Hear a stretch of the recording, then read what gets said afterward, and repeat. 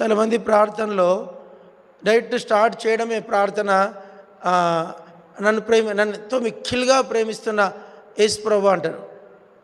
అట్లా యేసుప్రభుకు డైరెక్ట్ ప్రార్థన చేయడానికి మనకు హక్కు లేదు. చాలామంది చిన్న చిన్న చేస్తారు, కానీ దేవుడు క్షమిస్తాడు. ఆత్మీయంగా ఎదిగిన తర్వాత మనం ఎట్లా ప్రార్థన ఆరంభించాలో కూడా నేర్చుకోవాలి. ప్రార్థన చెప్పండి, ప్రార్థన